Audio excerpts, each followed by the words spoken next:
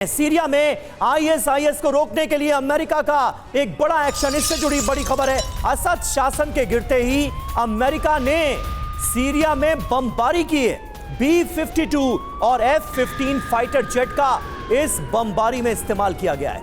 मध्य Syria के अहम ठिकानों पर बरसाए गए हैं बम और यह बमबारी अमेरिका की तरफ से की गई है सीरिया के अंदर।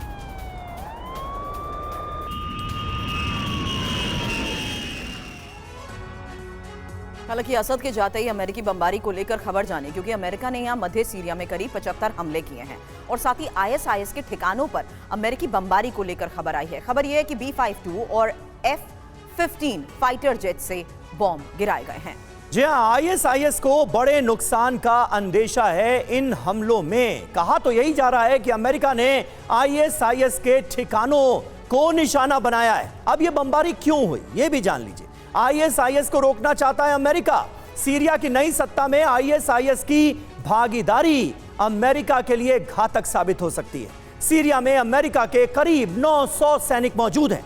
सीरिया के उत्तर पूर्व में कुर्द फोर्स के साथ काम कर रहा है अमेरिका और ये एक बड़ी मंशा इस वक्त अमेरिका की नजर आ रही है। संजय सोय साहब, अमेरिका की तरफ से हुई इस जबरदस्त बमबारी को आप कैसे देखते हैं? क्योंकि विन विन सिचुएशन अमेरिका के लिए, इजराइल के लिए।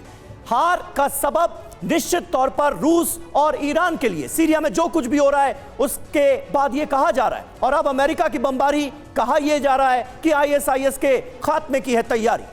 नहीं, बिल्कुल समीर, आप जो कह रहे हैं बिल्कुल ठीक कह रहे हैं। अमेरिका के लिए तो बहुत ही खुशी का दिन मैं मानना चाहूँगा और ख़ास तौर से जो बाइडेन सोच रहे होंगे कि जाते जाते मैंने कितनी बड़ी विक्ट्री हासिल कर ली है, क्योंकि वहाँ से रशिया का पूरी प्रेजेंस ख़त्म हो गई, जो बहुत बड़ी एक जीत है अमेरिका के लिए।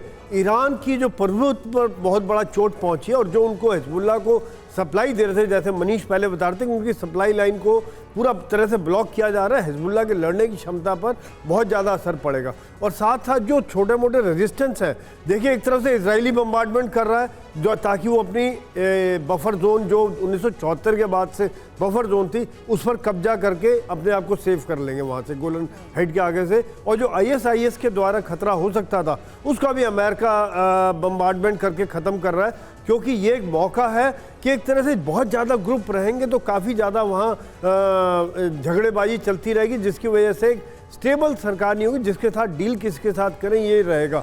तो यहाँ पर शायद वो अभी इंटरनल को डील रहेगी। हालांकि एसटीएस को अमेरिका ने भी एक आतंकवादी ग्रुप घोषित किया हुआ है और अमेरिका वहाँ पर सिर्फ कर्डिश विद्रोहियों को सपोर्ट देता था, लेकिन इस समय शायद एसटीएस को छोड़ा हुआ है और आईएसआईएस को बर्बाद करने के लिए अगर आप देखिए कि B-52 और F-15 जैसे आधुनिक बॉम्बर्स और जहाज़ों का इस्तेमाल किया गया है, तो इसका एक बहुत बड़ा मतलब है कि एक मैसेज है और उनको वाकई में उनको कमज़ोर करने की उनकी इरादा है। और जो नेतन्याहू ने जिस प्रकार से अभी आप थोड़ी देर पहले बात हो रही थी कि किस प्रकार से खुशी का माहौल, बॉडी लैंग्वेज अगर हम देखते कि नेतन्याहू बाइनोकुलर लगा के ऊपर देख रहे हैं गोलन हाइट्स के ऊपर से, एक बॉडी लैंग्वेज से पता लग रहा था कि जैसे मनीष बता रहे थे कि किस प्रकार से बिल्ली के भाग से चीका टूटा, वही बात वहां पर नजर आ रही थी। सर, एक और खबर है, क्योंकि अब अमेरिकी राष्ट्रपति जो बाइडेन का बयान भी सामने आया और बाइडेन ने कहा है कि सीरिया में नया शासन ऐतिहासिक घटना है। सीरिया में अपने सहयोगियों के साथ मिलकर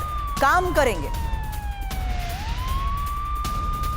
तो जो बाइडेन को सुना आपने, वो कह रहे हैं सीरिया में अब हम अपने साझेदारों के साथ मिलकर काम करेंगे। ये साझेदार कौन हैं? एसटीएस, जिन्हें खुद अमेरिका ने एक आतंकवादी संगठन घोषित किया है, क्योंकि सीरिया में विद्रोह तो उन्होंने ही किया। एसटीएस सबसे ज्यादा पावरफुल नजर आ रहा है। अमेरिका का क्या रुख होगा, यह सोचने वाली बात है। तख्ता पलट हुआ है। बाइडेन जो कह रहे हैं वो जरा देखिए। सीरिया में अभी जोखिम और अनिश्चितता का माहौल है, यह उनकी तरफ से कहा गया है। अमेरिका सीरिया में सहयोगियों के साथ मिलकर, अपने साझेदारों के साथ मिलकर काम करेगा। असद को ईरान, हिजबुल्लाह और रूस ने सपोर्ट किया था, इसकी भी वो याद दिला रहे हैं और कह रहे हैं कि असद की सत्ता अब जा चुकी है और ये तीनों कमजोर हो चुके हैं। हालांकि अमेरिका आईएसआईएस के खिलाफ अपने मिशन के लिए जिस तरीके से प्रतिबद्ध है, राजेश सर सवाल आपसे करूंगी। बयान आप सुन रहे हैं, कह रहे हैं कि हम संप्रभु सीरिया की स्थापना करेंगे जिसमें एक नया संविधान और एक नई सरकार होगी। गृह युद्ध समाप्त होने तक असद पर प्रतिबंध भी लागू रहेगा। इस बयान के आधार पर क्या नीति और कौन सी सीरियाई समूह के साथ मिलकर काम करने के ये संकेत हैं?